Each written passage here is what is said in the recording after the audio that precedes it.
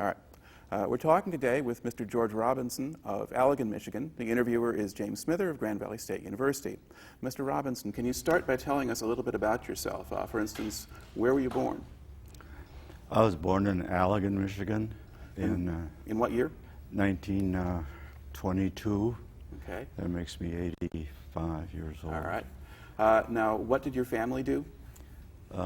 My father worked at Baker's Furniture Factory. And what kind of job did he have?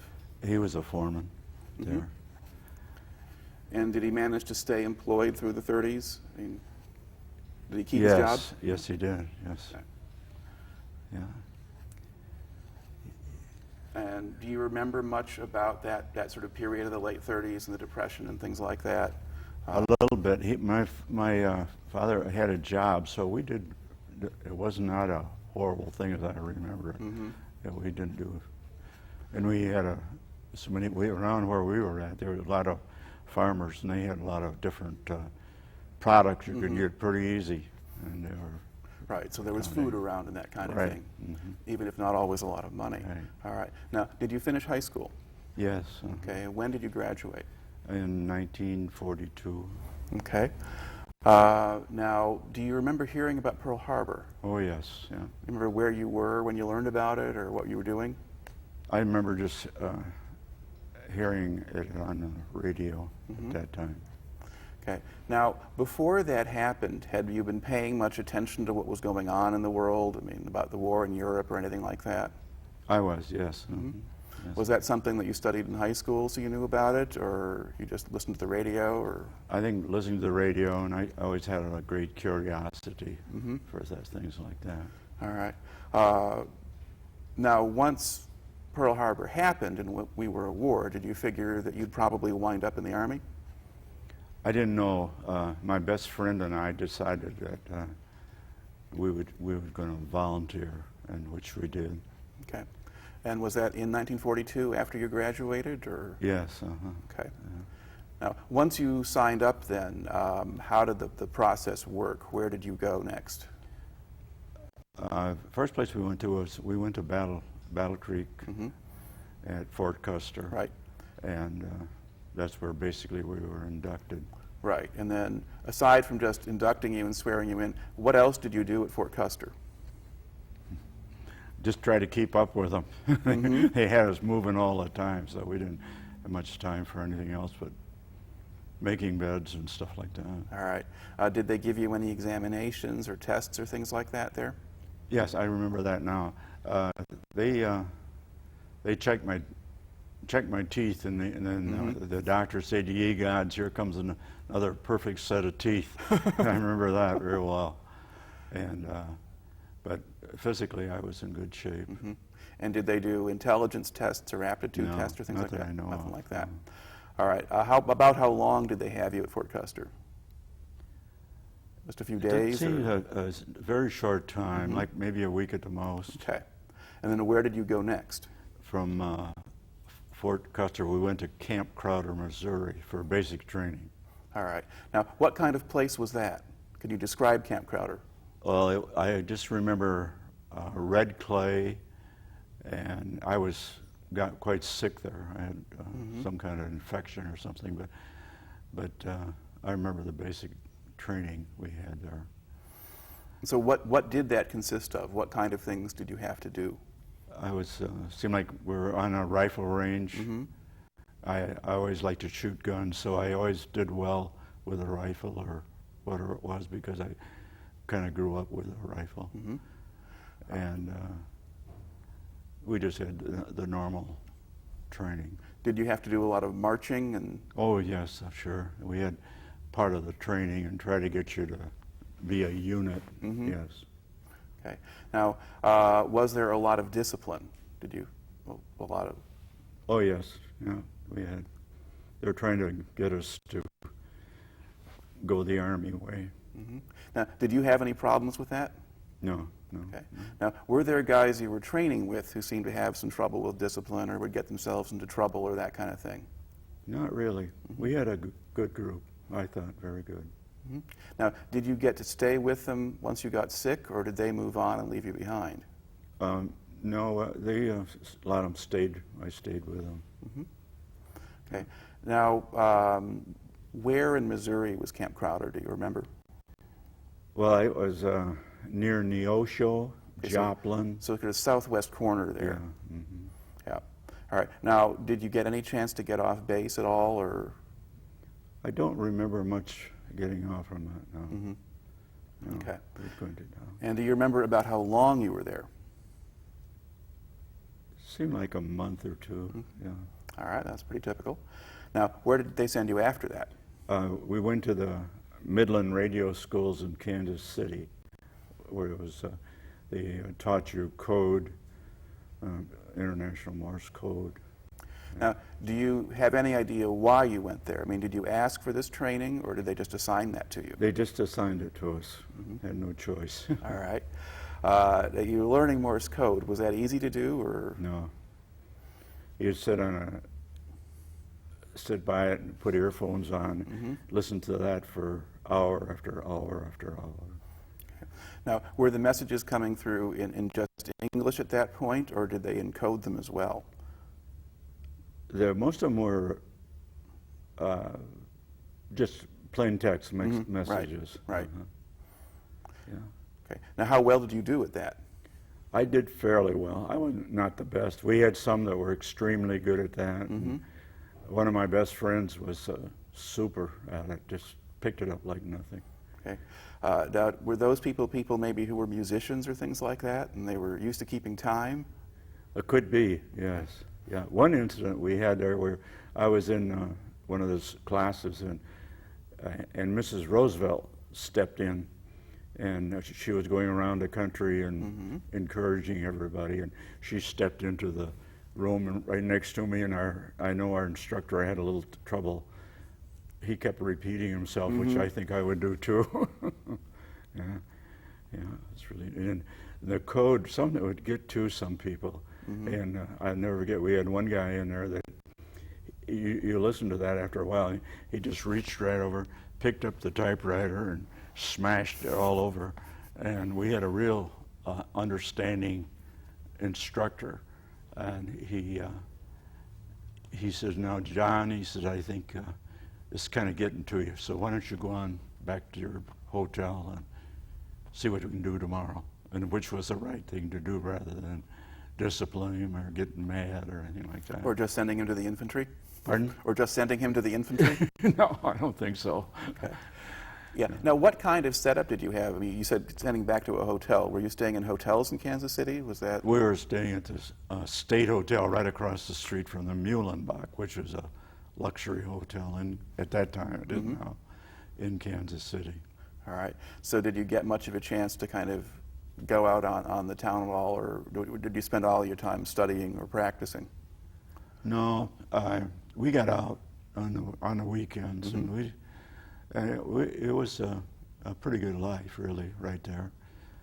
We had one incident that one night we had guards to the hotel, so you couldn't go out.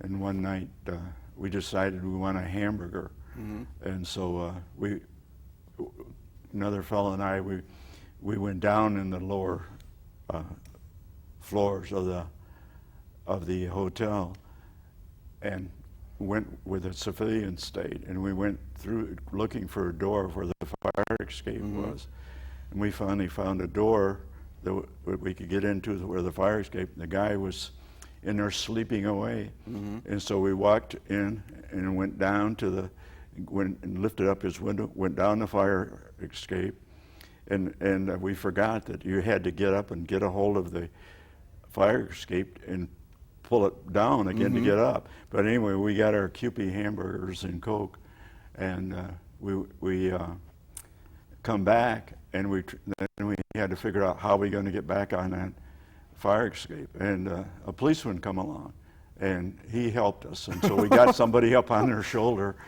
and he jumped up and grabbed it and put it down. So it was a pretty relaxed situation there. All right. Now, in general, how did the sort of instructors or officers, whatever, treat you in the radio school? I mean, did it feel different from basic training?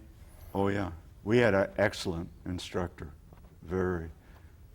He's just very, very good. He was a extremely intelligent man. And was he regular Army, or did they get him from a civilian life? I don't know, but he had graduated from, I think he went to, he was in England, and so, and he went to Oxford. He got some degrees there, and he got some degrees from France, and he got some degrees, I guess, at Harvard. And so he was, but he was an excellent person. I really liked him. All right. Now, about how many of you were training there, do you think? At that time, probably around 100, I would say. Okay, so not a really, really large group then. Okay. Now, about how long did they have you in Kansas City? We were there for about 6 months. It was a 3-year class, or 3-year normally at Midland Radio School, and we were there for about 3 months. We had to do everything in 3 months. Right. If you didn't do it, the bus will pick you up. You didn't pass your speed or do something right. So about what proportion of the guys you were with managed to finish the course? I would say about 70%. All right. Now, about what time of year was it, or when was it, do you think, that you finished up in Kansas City? Was it kind of late in 42, or were you in 43 by then? Kind of before or after Christmas? I can't even remember exactly when it was. I really can't tell you when Okay. it was. Now, where did they send you after Kansas City? I went to Camp Pickett, Virginia, and we went for some more training there. And then we, after that, we went to Little Creek, Virginia, where it was amphibious training to make landings. Okay. Describe a little bit what you did in the amphibious training.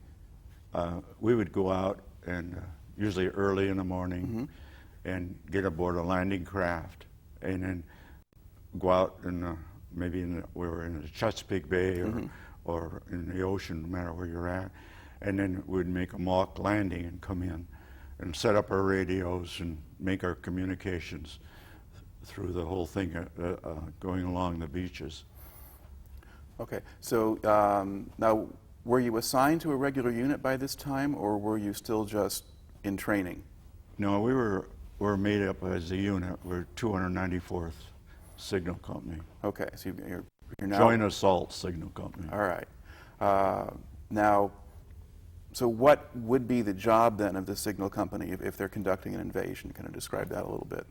Well, we had different groups. We had one group that directed naval gunfire, another group that directed aircraft on targets and like that. Then we had one group that sent, when we were in France, they sent it back to Allied headquarters, messages back to Allied headquarters. Then we had another group that furnished communications along the beaches, and that's what I did, was going along. So you're serving then with the front line units and helping them talk to each other? Yeah, and also to get boats unloaded and get things moving as fast as you could. Right. Now, when they did these landing exercises in Virginia, how big were they, or how many boats or people were involved? They were fairly small there. I would say maybe 6 or 7 landing craft. So pretty much just your company that was doing it then. So you weren't, did you do any practicing with infantry units or anything like that? Not at that time, no. Okay. Now, as you're going through these different training sessions and so forth, did they give you a furlough at any point? Did you get to go home, or did you just go from camp to camp? It seemed like we just went from one to the other to the other. All right. Where did you go then after Virginia? We went to back to Camp Pickett, I think it was, for a while. Now, you were in Florida at some point? Yeah. And so when was that?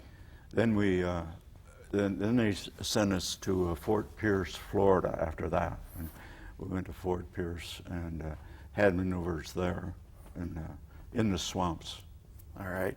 Now, when you're doing those maneuvers, were you now working with combat units, or was it still just your company by itself? Some combat units, yeah. In aircraft, they were making a mock attack on you from aircraft. All All right. Now, what kind of accommodations did you have down in Florida? Where were you staying? In tents, and on a sandbar. And it was not very nice. But when you're on maneuvers, if you go out there for maybe a week or two sitting on little stumps, and the sandflies and the mosquitoes and snakes were not the greatest deal. Do you remember what time of year it was when you were there? I don't. Or in Florida, you can't tell? I don't remember. All right. Now, at some point while you were there, you got very sick, right? Yes, I was out there, and I had was in the maneuver area, and I started getting a terrific headache, and I was getting really bad. And so they thought I should go back to our base camp. And the doctor there looked at me and said I thought I had sinus infection. And I went back to the camp, and I was the only one in the camp, in all tents. And I kept getting sicker and sicker and sicker, and I couldn't hardly stand up. And I kept throwing up. I broke my glasses. I broke my watch, and I figured the only way I'm going to survive is to go back to the infirmary, which was a tent. And I went back there, and I was just having a real hard time. I know when I was going there part of the way, I was so weak I fell down, and I was laying down, couldn't get up. And so I started crawling, and there was a road there.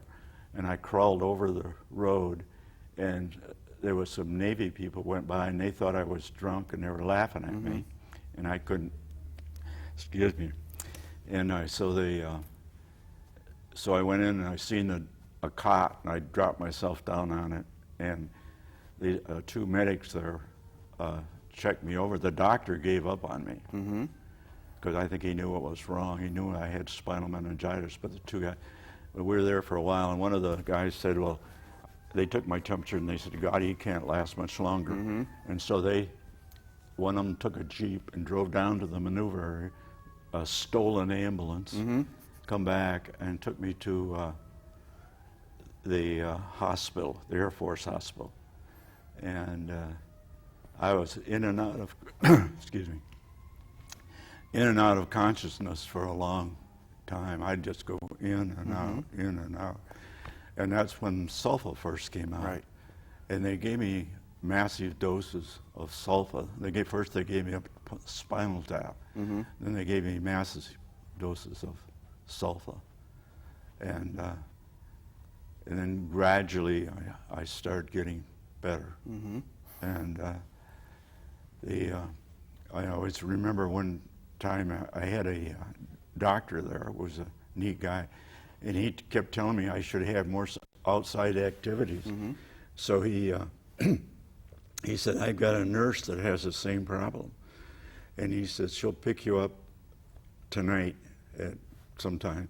And I couldn't even hardly walk, so they took me down to a wheelchair, and she comes up with this beautiful convertible. And we go down to the yacht club, and they told me, or told us, that anything we wanted, just anything you want, you can have, and it's paid for.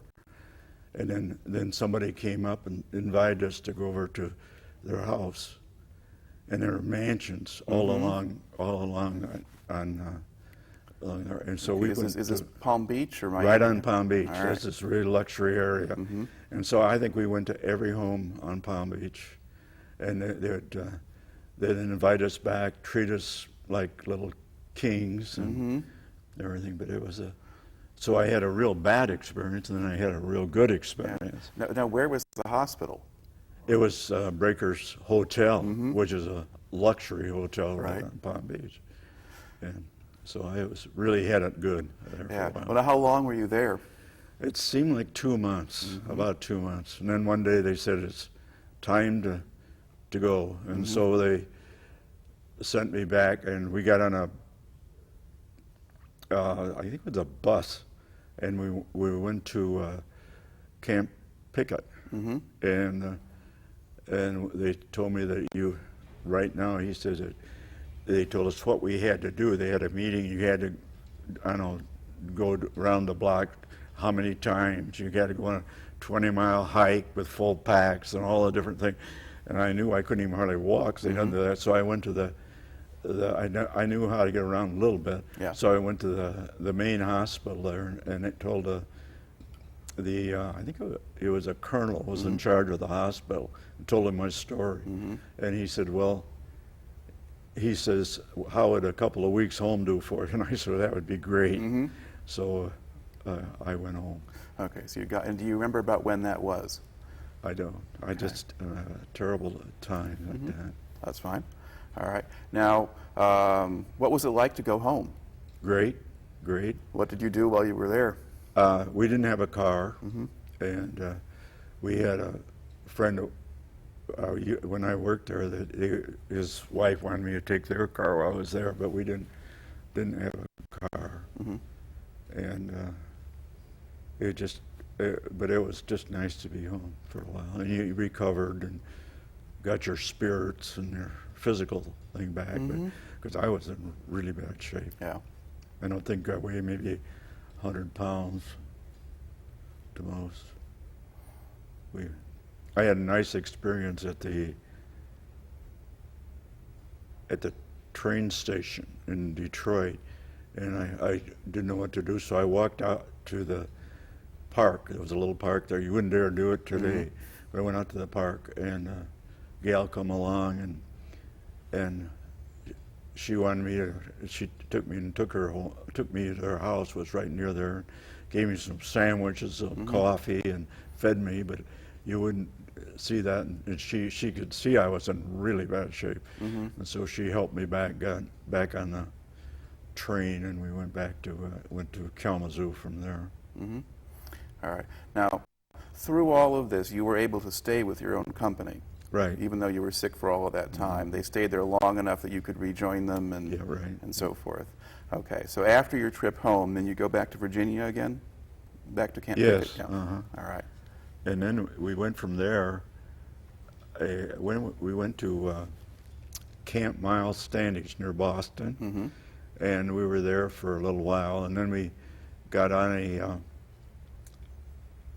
I think it was a train, and it took us to Halifax, Nova Scotia, and we boarded this beat-up old Canadian ship.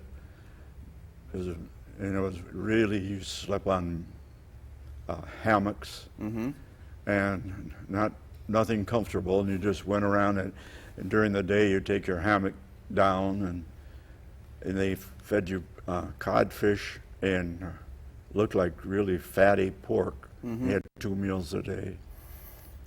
And so you were not being carried by the U.S. Navy. Pardon? You were not being carried by the U.S. Navy. No, Navy. They had better food. There's a place to go. They Yeah. got treated very well. All right. Now, so then you crossed the Atlantic then in a convoy out of Halifax, was that? Yes, we didn't have much of a convoy. They thought that the route they took wouldn't be, but we really had to watch it for. They thought there could be submarines in the area and everything. They could say that you could, a submarine could see a cigarette butt for about 2 miles. Right. And so you really had to watch it. I know I was very sick on that dumb boat. All right. Do you have a sense of how long it took to get across the Atlantic? It seemed like it took 3 or 4 days. It was a miserable trip. Well, that would be shorter than most, but maybe Maybe it was longer than that. hard to tell. I was sick most of the time. Okay. Do you remember if the ship did things like zigzag, change course a lot, or did I don't remember. I didn't see it. I was pretty seasick. Yeah. So did you stay below decks most of the time and in the hammock, or were you up on deck, or?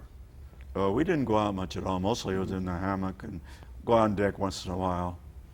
Yeah, And do you remember at all what the weather was like? And were the seas it wasn't rough, real or? choppy. I don't remember that. I've been on oceans where it was very choppy, but that wasn't too bad. All right. Then where did you land then? Liverpool, Okay. England.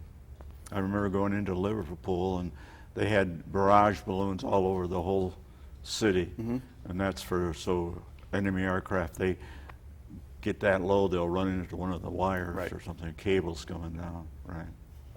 Okay. Now, did Liverpool look like it had had bomb damage and that kind of thing, or could you not really tell? I don't remember much about that. I don't remember that much. We didn't see much. We weren't there long. Right. And so we went by train to Swansea, Wales from there. And Swansea was pretty much the center part of what I know of. It was pretty well bombed. Right. And out there. And then how long do you think they had you in Swansea? We were there for about 2 months, 2 or 3 months. I get confused with time, but about 3 months, I would say. Okay. And what were you doing while you were there?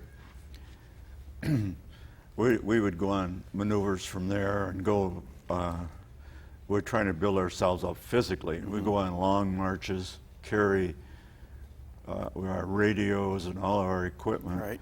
and go on long marches. I remember one time we were up in the, it's a hilly area, or not mountains, but hill, and we're going along and looked over, and all of a sudden up pops not a flare, but a flag light for the aircraft, windsock. Right. And the windsock went up, and we looked at that and couldn't believe it. And then the whole side of the hill opened up, and out goes 3 Spitfires out of there and landing. And in just a short time, the whole hill closed up, and they're gone.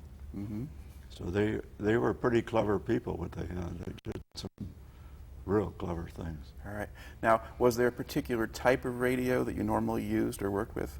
Oh, we used what they call a SCR 284, and it was a code, and you could use voice on it too. And then and now you can, a little cell phone can Right. do more than I think. Yeah. thousands of those could do. Now, how heavy was it? I would say they weighed about 25 pounds. Okay. And they're bulky. Then you have to have a generator, which you have to grind to go out, and then you have an antenna package, and it was heavy stuff to carry around. All right. Now, did you have a crew of several men who worked it, or did you just carry this around 2 yourself? of us. Okay. 2 of us, 2 guys on a radio. All right. Now, did you do any additional training for preparing for landings and invasions and so forth? Because you're getting ready for Normandy at this point. Yeah, we were near Slapton Sands, near there, and we would go out on. I remember one time we were going up, and if you ever carried all that stuff upside of a ship, and the ship was low and it didn't have much weight on it, so it was set real high in the water, and we were trying to climb up, and I was just having an awful time getting up to the top, and the netting fell off the landing craft down below and went up against the ship. And there was 2 guys up above, and they couldn't hang on, and they just went straight down, never came up. And they just feel so bad about that. And it was poor training in that area, because they could have been some way to we learned how to dump your whole pack and do everything, dump it all at once, but they didn't have it. So that was the end of them. That was it, bang. Now, when you were doing this, were you practicing sort of getting in and out of landing craft and so forth, and going from the bigger ships into the landing craft too? I mean, you had to Yeah, practice I've done climbing that. down. Yeah, we'd climb down into the small landing craft, and then we'd make our mock invasion, Right. and set up our radios, and then we'd set up a whole network of radios, and we'd start practicing going back and forth. All right. Now, the Slapton Sands area, that was a place where there was some pretty bad stuff wound up happening during some of those exercises. Right. What do you know about that part? Or? Well, we were supposed to one time go there for maneuvers, and everything was just quieted down, and we couldn't figure it out. And then we was talking to one of the guys, one of the soldiers that worked there, and he said that there was 2 landing craft out in the ocean, and the two German PT boats came in and torpedoed them, and so they had to hit the water, and most of them had full packs on, and they had a life belt around their waist, and they had there's two CO2 cartridges in here, and you squeeze them and it inflates them. Well, what it did, it tied them right into their pack, and they were just sucked right in, and they couldn't get away from it, and the pack would pull them over. And they said that they thought there was about 700 guys. I read an article on that later. It was one of the secrets of the war that nobody said anything about. About 700 guys drowned over there. And it was All right. Now, when you were doing your exercises, do you ever have any scares with the German E-boats or U-boats or aircraft or anything like that? None. All right. Okay. Now, where did they move you from Swansea? You're training there, and then they moved you down to the coast on the channel then? We went to what they call a D camp, and I don't know, departure camp, I guess that meant. But anyway, we were there, and the whole thing was camouflage. The whole camp was camouflage over us. And then they had, we would have air raids put in every night. And the German bombers, it was just a huge valley. And the German bombers would come down in, and there was a port down there, and they would try to bomb these ships. And you've never seen such fireworks in your life. I think they had 50 caliber machine guns, 20 millimeter, and I don't think they had any 90s, but they had everything. It just made it like day. And what was so scary was the shrapnel, because there was so much shrapnel in the air. And you had little ditch trenches to get into and to get away from the shrapnel. But how far away were you from the port, do you think? I would think around 3 or 4 miles, something like that, maybe more.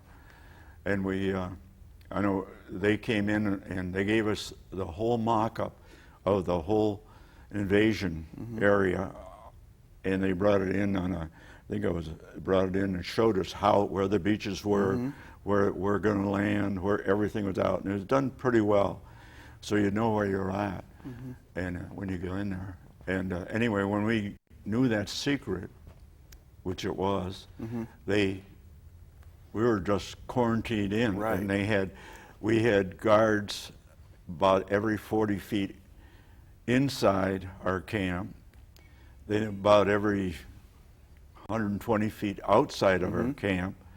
Then they had a roaming guy with a dog, and if anybody tries to get out, you're dead. Right.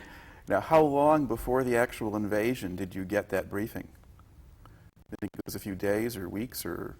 Might have been about 6 days or probably more than that. Maybe probably a week, really. All right. Yeah. Now, before they quarantined you into the camp, before they locked you down, did you get much of a chance to look around England or go to London or anything like that? Oh yeah, I've been in. I was in London when I was in Swansea.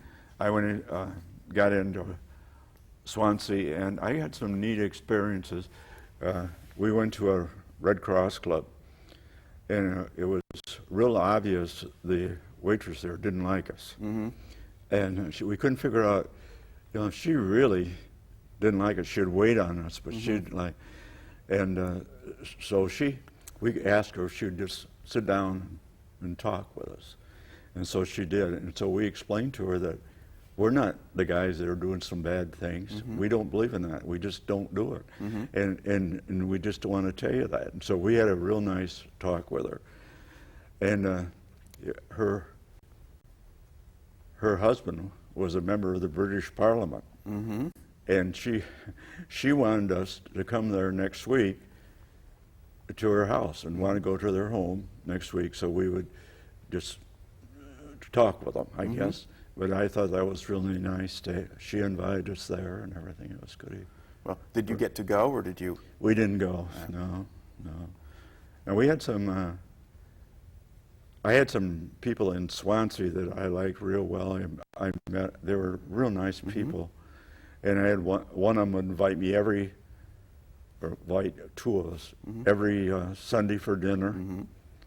And it was just a kind of nice experience. And one time we went to London, and we always heard about bomb raids and everything like that.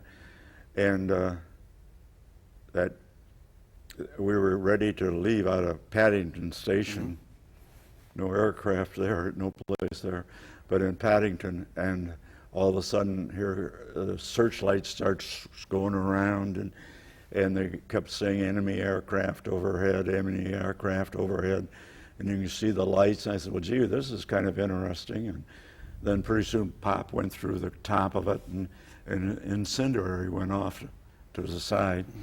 And then then all of a sudden, I don't know what size bomb it was, but it went right through the station, came down, blew the whole train up in the air. Wow. And somebody says, let's get the hell out of here. And I said, I'm with you. And so they had a neat escalator system. And so we went down about 4 levels. And it was still dust around and everything. That was kind of neat. All right. So how long did that delay you for getting back? Or? It didn't seem like very long. They were very resilient. They just popped right there. Although London was, it's just blown all to pieces. It's just terrible. Nobody can understand it unless you've been there. If you've been there, you don't understand. Yeah. In general, I mean, how well did the English people seem to be holding up under that? I mean, were they going about their business pretty much, or? Yeah, they had to be. They were tough people. They had to be tough. They had to be that. They were concerned with the invasion, afraid the Germans were going to invade England. And so even with all those Americans there and so forth, Yeah. they were thinking the Germans might still come. Yeah. Of course, when you're there, it just seemed like the whole England was just loaded with American. When we were there, tanks. You see hundreds of tanks, Right. hundreds of trucks and jeeps, and all kind of things that you see. All right. Now tell us then about the whole process of landing in Normandy. You're in your camp. You've been quarantined there for several days, and finally the order is to actually move out and do something. So what happens at that point? Well, of course, I think it was the 4th of June, I believe it was. We went down and the same way, the guards all around, you can't hardly move. And then we get down there, and the ship that we were supposed to be on, it was sunk right in the harbor. And but then they called it off.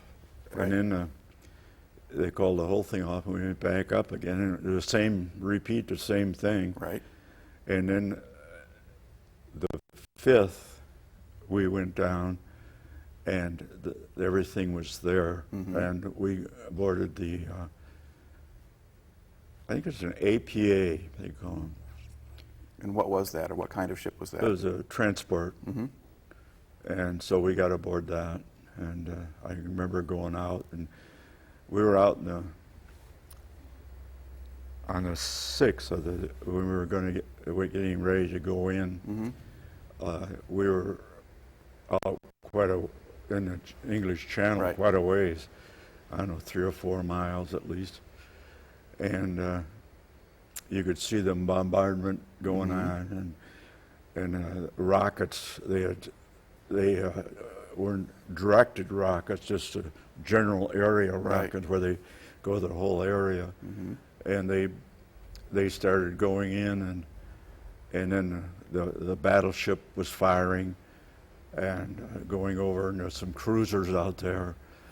And when we went in, we hit the beach, and immediately you're under machine gun, rifle fire. So which beach were you going into? Omaha Red, which All is the worst one. Not by choice, but it was a bad. Nothing was touched. They overshot everything. Yeah. The way I understand, the aircraft went way over it. Right. They missed the whole thing, so everything was as they had set up, and we just really got it. I know when we tried to get out of our boat, the coxswain, the guy that run the landing craft, he just begged us to get out because they could get out of here, because, and then we get in and there's a hit to get up by the beach, and they're just artillery and rifle fire, machine gun fire. Now, were the landing craft in the water being fired on? Was there artillery fire coming at you, or machine gun fire, or?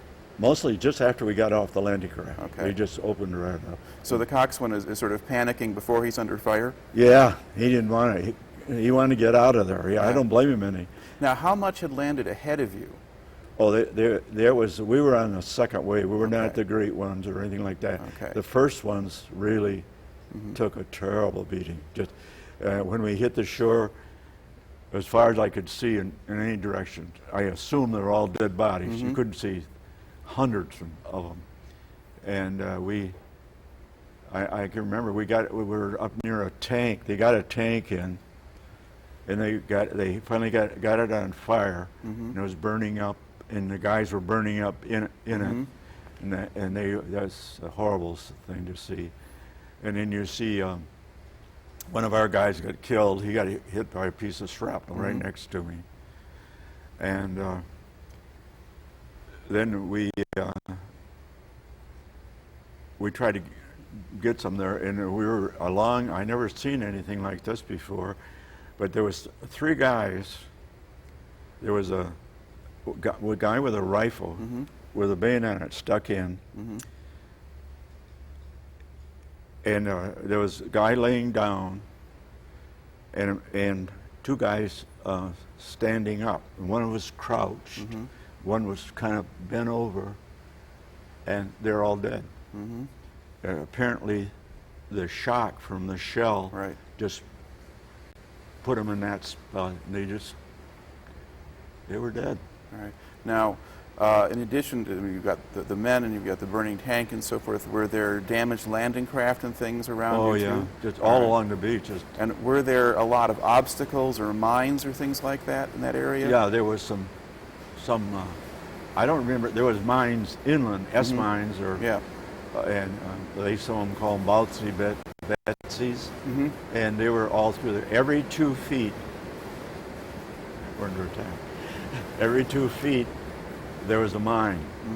And what an S-mine or bouncing Betsy is, it's got a little prong, and you can't see them hardly, and you step on one, it goes up about 3 feet, and it's all filled with shrapnel.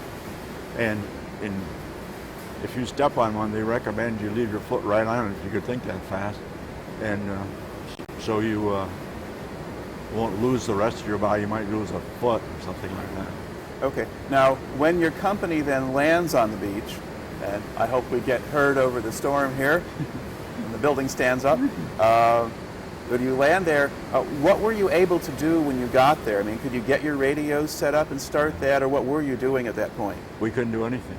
All the other radios were dead, and they couldn't do anything either. So we were just like we weren't there. We couldn't furnish any good things. So kind of where were you? Were you kind of right along the edge of the beach, or? We were up and down the beach. Yeah, my best friend, Bill White, a great guy. He pulled I don't know how many people that didn't have strength enough because the tide is coming in. They're wounded, and they haven't got enough strength to get themselves out of, so the tide don't drown them. So he would pull out I don't know how many of them, and we were standing in that one position there, just standing there, and there was a major standing there, and he said, "God, we might as well die going in as dying here." And just as soon as he said it, he got shot right between the head, right there. He fell over, and the captain was there, got shot right through the butt, and they went over. And after that happened, what did you do? I'm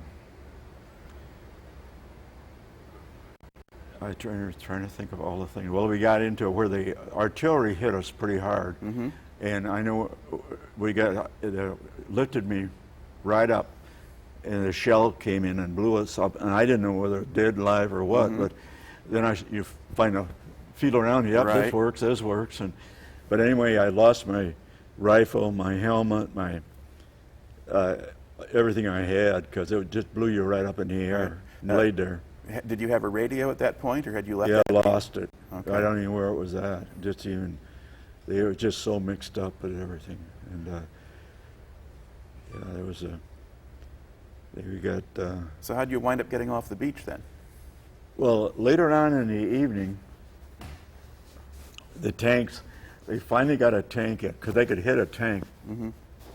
Just with their technology, they were really good, the Germans, and they'd get right onto those targets fast. And I know I seen a Jeep trying to go down the beach, and they had one shell in the front, one in the back, and one right on, just like that, just clockwork. And anything that moved, they hit. And towards evening, we went. They got a tank in. We followed the tank in, and it finally hit a anti-tank mine and blew a tread off. But we could still get up, and we found a trail where the Germans had gone around this trail. And so we got in this little trail and went around and got up on top of the hill. And we spent the night up there. All right. When you got up there, were there other Americans up there as well? No, there were just dead Germans up there. So maybe American soldiers had been there and moved on at that point. No. Well, they could have been up there. Some of them could have went up through there. Could have, yeah. Because Americans were getting up to the top of the bluff in some places on Omaha late in the morning and by noon and so forth. And over the course of the day, bit by bit, they were clearing things up. But there were still Germans fighting for the next couple of days. So it may be that somebody had passed through there, or because that's most likely where your dead Germans came from. But basically, you were kind of, how many men were with you at that point, do you think? Just about 2 or 3 of us. Yeah. Then we went, the next morning we took off, and we were supposed to run a line to a telephone line. And we were going parallel with the beach. And snipers were shooting at you all the time, just pop, pop, pop all the time. And then we come to a town, a little village. Right. And there was a home there, and a guy come out and he was just out of his head. Just, he didn't know what was going on, and I couldn't understand his French and everything, but he wanted me to go into the barn. And so he just kept motioning me to go into this barn. And so I went into the barn with him. And there he had laid out on the straw what appeared to be his mother, his father, his wife, and 3 children. And he had them all dressed and everything, and they're all dead. Artillery hit the house and blew it up. And they he sat down bald, and I sat down bald with him. And then we went on, and we went up to a church, and somebody was shooting from the steeple of the church, and they got some of our guys. And so one of them guys went up there with a machine gun. I was a BAR or what it was. He took the BAR, and we said he racked it. He went back and forth on it. Right. And he went up there, and it was a French girl. And she had shot, I don't know, 2 or 3 of our guys up there. Do you suppose she was a German's girlfriend or something? Yeah, that's what I thought. It was a sweetheart of one of the Germans. Well, those girls were not treated so well by the French after the Americans went through. So maybe she knew what she was doing. Hard to tell. But that's got to be kind of a strange thing to come on after. Yeah, that was all the rest of it. She Now, at this point, are things getting more organized? I mean, has your company begun to come together, or? A little bit. Then we started. I guess they took over. We weren't with them much, but they took over a farmhouse, a French farmhouse, and we stayed in the barn. And they had some fancy racehorses around there too, running around loose and stuff. So the Germans hadn't confiscated the horses. I don't know. They might have had them or somebody let them go, That but could be. they took over a lot. Yeah.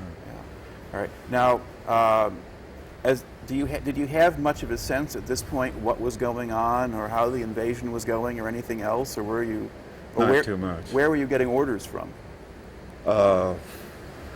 From ourselves. Mm-hmm. We didn't. Our officers were not the greatest, and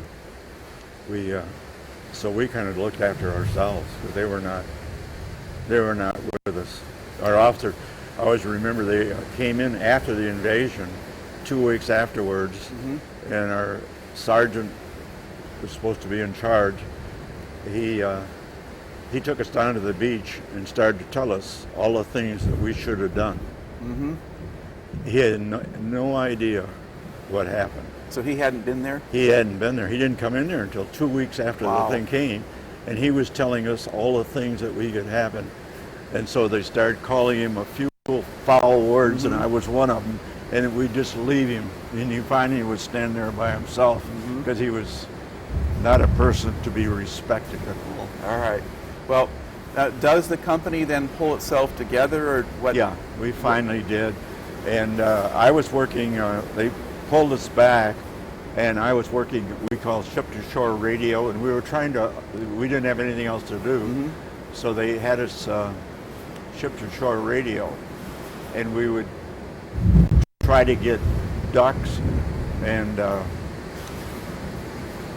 different craft and load them up, and they big barges and fill them up and get them to shore. And we one time that I don't know who these stevedores were, where they were, but somebody said they were not belonged to the Army. I don't know, but they were terrible people. And anyway, they got into one ship one night and got into the alcohol, the booze, or alcohol, and they got drunk, and they took and threw everybody overboard on one of these APA, or no, it's a Kaiser ship, and threw the whole crew overboard, the mates, the captain, The everything. stevedores threw the whole ship's crew overboard? And I was out on deck, and I kept hearing this, help, help, and I couldn't figure what's going on. And so I got on my radio, and I called my buddy in the next the ship that he was on. I said, "What's going on over there?" He said they're taking over the whole ship. He said, "I got myself locked in the radio room, and I got my carbine, and the first SOB comes in here, I'm going to shoot."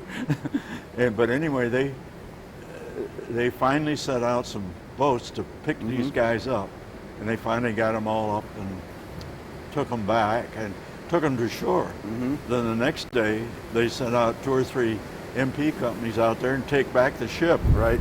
So you'd never think you'd have that, a war within a war. Yeah. But were the stevedores, were they American or were they British, or? They're Americans. All right. But I don't know whether I've heard since then that they didn't belong to the Army. They were longshoremen. Right. I know when I was on the ship, I wouldn't go outside or go down the deck without a carbine. And I had a funny thing happen there. I was on this radio, man, and some of the guys were going to Paris, and I was I was sitting there, and I traded uniforms. I had a sailor's uniform on, and he had my Army, and I had another Army uniform too inside the ship. And one of the officers come up alongside. And he said, "Sailor, can you tell me where the radio man is and where he's at?" And I gave him the longest route around. So I run through, I knew how to get around those ships. So I run through the center, run down, change my Army uniform, put on my Army uniform, and I'm sitting down, and he walked in, and, "How you doing, soldier?" or something like that. Then he looked at me and said, you look awful familiar to me." And so I thought that was my joke. All right. Now, after the initial D-Day landing and they kind of regrouped the company and so forth, did you stay close to Omaha Beach for a long time, or did they move you out with more advanced units? We didn't stay there too long. We moved out. We moved out. We went to Cherbourg. We shipped out of Cherbourg, and I did take a trip through St. Lo, and I never seen such desolation. I think we drove for a mile, and there wasn't a building hardly standing, and we seen those airplanes going over. Right. And it seemed like it cut out the light of the sky, a quarter of it or something, and then they were coming back after dropping their bombs on St. Lo. They're coming back and they're getting near the English Channel, and they're all trying to get rid of whether they got an engine gone or something, and try to get out. They're jumping out of the aircraft and taking parachutes and going down in. And a lot of all the bombers, that's what they're trying to do, is get land in France rather than trying to go across the channel. Yeah, because that would have been probably July of '44 when there's the big carpet bombing attack on Saint-Lô to try to break out of Normandy. So you're seeing that go back and forth there. Right. Now, did your unit then, did you work in support of the ground units, or were you staying more in the rear now? No, we were in the rear. We figured our job was done. They figured it was done, and then we came back home. Came back to the United States. Okay. Yeah. So you were an invasion or an amphibious unit. So once the invasion part was done, then your part is done. That's all done. Then how did you get back across the Atlantic then? We went and got aboard the Queen Mary, and that was a luxury ship. I tell you, beautiful ship, and I don't remember how long that took, but it's a lot shorter and much more comfortable than when we were on going. Now, were there wounded soldiers and people going over with you on that, or? Yeah. Okay. Yeah, it's when you see those soldiers, there's a face burn off, face gone. I had one guy, he didn't have anything left. He just had a little spot here for his eyes, here. His ears are all burned off. His nose was gone. You wouldn't have any idea what he looked like. Right. Just any idea. And pretty sad. Now, when you got back home, did they give you a furlough or anything? Yeah. We came back and I went home for, I think it was a week or two, and then we went to California. And we first went to, I think it was Barstow, California, and we took a train, a luxury train. We were very lucky, had a nice train, and it was Camp Callan we were at in California. Right. And we trained a little bit there, and then we were on we're Army, but we're on Camp Pendleton. Which is normally a Marine base. Pardon? That's usually a Marine base. Huge Marine base. Just a huge place. I don't know how many miles it is long, but it's huge. We were on that for a while for some training. We had to learn how to deal with foreign communications, their systems and everything. And they have different, we started out with what they call Z signals, and then they went to Q signals with a code, a Morse code. And we had to learn that. They call it, I think it was Allied code. And so we went to a different system. So we were there to learn the new system. And it was Now, while you were there, was that a place where you got to go off base and go into town or anything like that? Yeah. And what was there to do then in that area? Well, I had my best friend lived in Claremont, California, and we would go to Claremont every weekend. And I don't know why, but I always got mixed up with rich people. And we went to I think it was his uncle, and he gave us a ticket to Blackouts of something in Hollywood, and then he had us for dinner, and he had servants, and he had I got spoiled bad in those areas. He had servants, and then he had his big Cadillac, took us down to the theater, and that was it. He left it when his part was gone, but we went there. And we had some neat times. About how long did they have you based in California then? It's about 3 or 4 months. Yeah. And do you remember where you were Christmas of -- No, I don't. Okay. I don't remember. I'm terrible at that. All right. Now, what was it that you're eventually being prepared for?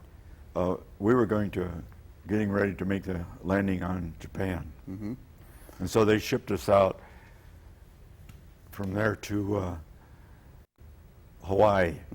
And we were on Hawaii for quite a while. And we were practicing there. We were on maneuvers when the war was over with. I know we were out in the boonies practicing with our radios, and one of the guys picked up on the radio that they heard that the war is over with, and boy, it was just like wildfire. Everybody was there. Just really, really glad to have that happen. We were on maneuvers with a real poor outfit out of Hawaii. They were, I can't remember the name of them, but they were infantry unit, an artillery unit. They'd been there too long. They were terrible. They couldn't communicate. They were, everything they did was terrible. Did you think it was a unit that maybe just had been on garrison duty or something there for a long time, or just I stationed there? kind of looked that way because they were supposed to be, but they were bad. I know we were. I was learning to be an artillery spotter, or for naval gunfire, or any type of artillery. And I know we were out on maneuvers one time, and I called a fire mission on a group of soldiers down below. And I thought I had my coordinates all right and figured out good. And I called it, and then all of a sudden the captain come up, and he says, "Let's get the heck out of here." Those guys were all set to fire a live shell. And he says, "We're not staying here." And so we left. But I was taken in charge of a radio team there. We had two radio teams, and then we had a Navy ensign when we made a firing thing, like a fire mission. Right. He would okay the fire mission, and nothing like the naval ship could not fire or anything unless they got his okay. Right. Because we didn't understand his system. That was pretty neat.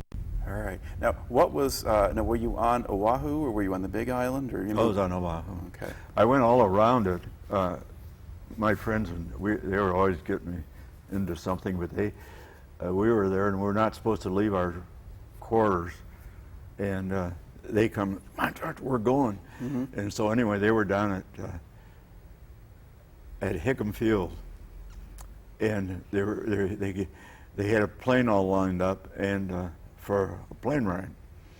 So these guys, I think the pilots wanted to do it too, but they took us all around the island at wave top level, went all the way around it, in and out of everything. They skirted the big base there. Right. And but then they took us up higher, and then they went through all the passes and showing us all the other. I didn't realize there were so many other airfields there on the island. And then but we were up for about 3 hours. It was a real neat trip. Right. What else was there to do in Hawaii while you were there? Well, we could. We'd go to. Was it I can't think of the name of the Royal Hawaiian. Yeah. The big hotel. Or? The big one. That was the big hotel at that time. Now you wouldn't even. It's a little bitty thing. Yeah. You take it, but at that time it was a big thing. Not now it's nothing.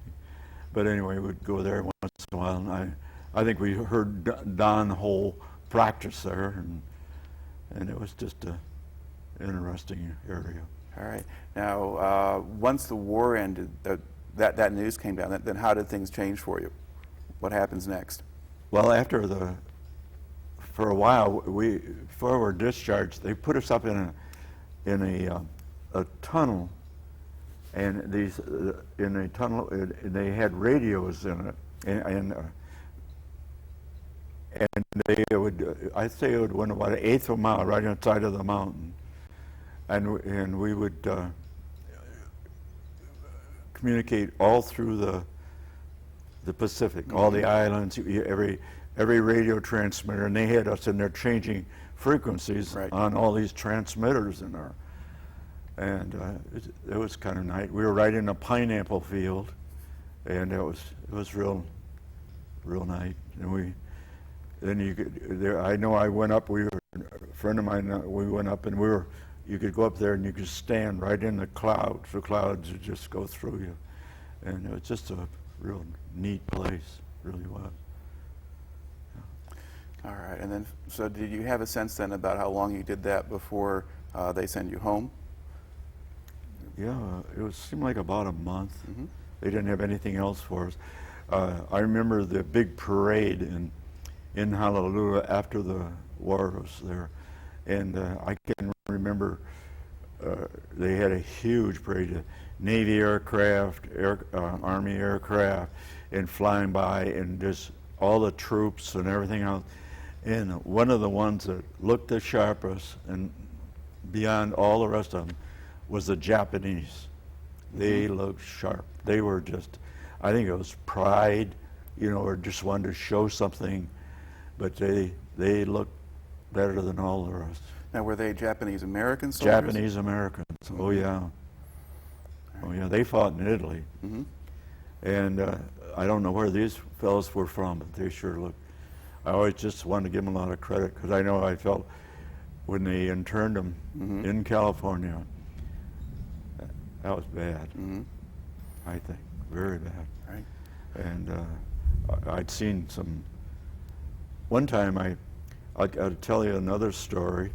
That we had my buddy had a friend, was a Marine captain, neat guy, very. But he looked like somebody you'd really look up to, really sharp guy. And he was telling about that when he was in the Pacific, I don't know what island, but they had to take this one island. And he said that the admiral would give the order to, this island's got to be taken. And the admiral, he said that, and then he said, and that's what we did. He said, this captain, he said, we took it with men. And he said, we lost so many people. He said, we just lost. He felt just terrible. But he said if the Army did it, they would have went up there and blown the devil out of that place for days. And you wouldn't lose hardly any. But the Marine Corps took it with men. And he said, I don't think it's worth it. And he was a real neat captain, real neat guy, really nice, smart. All right. Now, eventually you kind of finish up what it is that you're doing, then they pack you up and send you back to the States. Now, did they discharge you once you got back to the States, or how did that work? Or back to the mainland, that is. We came back to Portland, Oregon. And then I can't think of the name of the camp in Illinois. We were discharged from a camp in Illinois, and we had a character in our outfit that he would always pretend he's what he wasn't, and he would pretending this time that he was a general, and he'd put the general stars on his shoulders there. Jacket, Yeah. not a jacket, but on his shirt. Right. And then he'd put them on, and then he'd walk into a room, and before he walked in, he'd take off the jacket, and then he'd show the general. He'd walk in, and he would tell everybody, bawl them out, and give them heck, and tell them I want this done, and he was just a perfect actor. And it's kind of ashamed of him, really. But he could do it so good, and he was a master at it. And he had these guys out there, and he would tell them that they had to be over there I can't remember, he told them they had to go over with their underwear on over to another building, and he had them, and everybody, he'd be like, who's in charge here? And he would just go right after them. And he had them go the whole company, walk over to this other building, and then they did. And then our buses came up to pick us up. And so we're going out, and he come out, and he says, boy, he says, let's get out of here. They're going to kill me if they ever get to me. But he was always pulling stunts like that. So you got to have a little joy here. Right. Okay. Now, so you get back to Illinois, they discharge you, you get to go home at that point. What did you do once you got back home to Michigan? Well, I had always worked in a shoe store, and I kind of thought I wanted to have it. And we got back, and all my friends were going to Michigan, which you probably don't care about, but they were all going to Michigan. And so they kept going. They tried to talk me into going to Michigan. The University of Michigan. University of Michigan.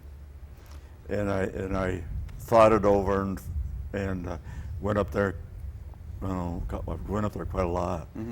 And then I balanced between the two, whether I wanted to have that shoe store or the education. And no matter what I did, I wished I'd done the other one now. But I stayed with the shoe store, and finally ended up, another fellow and I bought it, and we had it for about 40 years.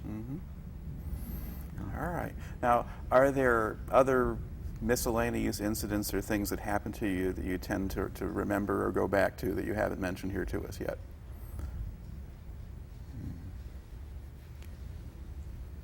Just in Wales, I met some real nice people.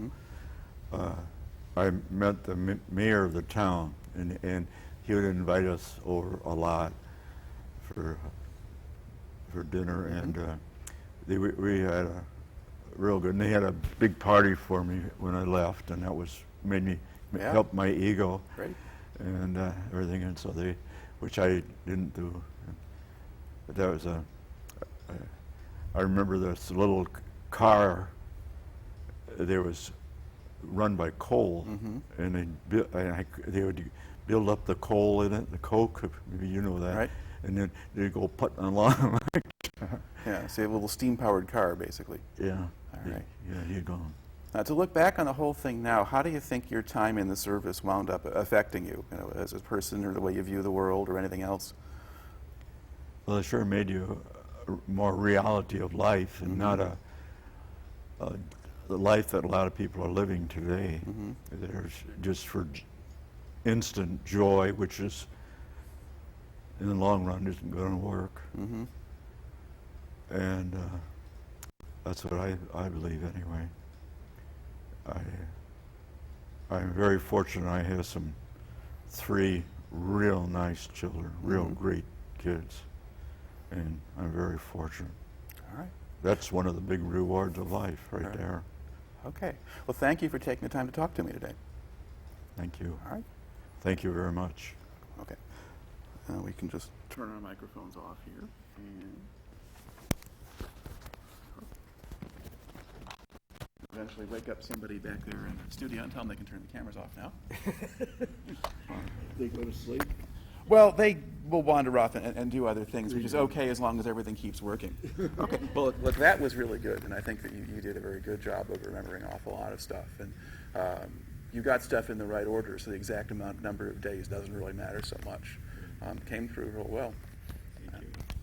Do you think of that all right? Oh, yeah.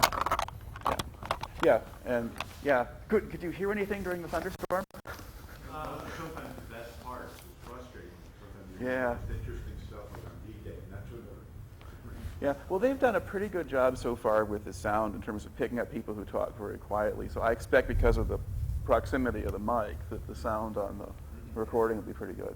Now, okay, so what'll happen now is let's see, I get a vacation now. I get to go off for a couple of weeks, and they'll give me a copy of the interview after I get back, and then I give it to my video guy, and so we'll be sending you a copy of it, and Jeremiah or one of my other students will work up the notes on it, and those go on the internet and so forth. And then eventually they'll do broadcasts of these, at least in Kent County. So you're in Allegan, so you probably don't get them. But actually, a lot of times these public access people collaborate with each other. So they suggest too that when we get somebody from outside of the county, that they talk to the people down there and see if we can get you on there too. Yeah. All right.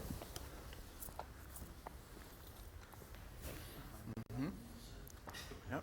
Now all you got to do is stand up. I got arthritis. Oh, man. Yep. We'll make you sit all that time. Let's see what we can do with these pictures. Okay.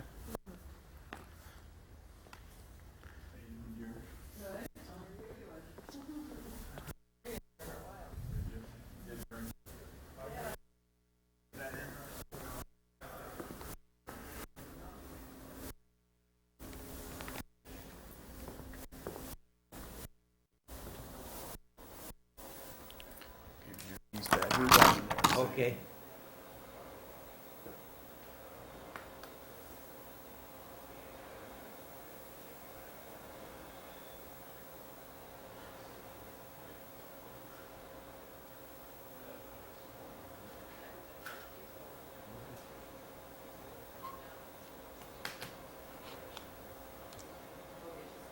I think the paper's right there on the table, I'm not sure. Oh, Is that his? yes. I hid my coffee over here. Okay. Oh, Well, Are them your papers? Yeah. Okay. Yeah. You're welcome to a copy. Actually, might take a copy of this. This is it's the release form. Okay. Basically, it would cover, if you do send us pictures, it sort of, it covers that. And basically, the way it works is if you give us stuff that says we get to use it any way we want to, and if you don't want it, we can throw it away. But since you're giving us copies, it's not much of it. It's not an issue. But anyway, those are really good pictures, so it's Okay. worth getting those scanned because they're unique. They're not ones that are going to show up in anybody's book or anything else like that because they were not done by an official signal corps photographer or the news services and stuff. So, right. and there's are very good pictures of that particular event. So Okay. that'd be great if you do that. All right. Thank you very much. Thank you. And how soon do you think? You said a couple people? My guess is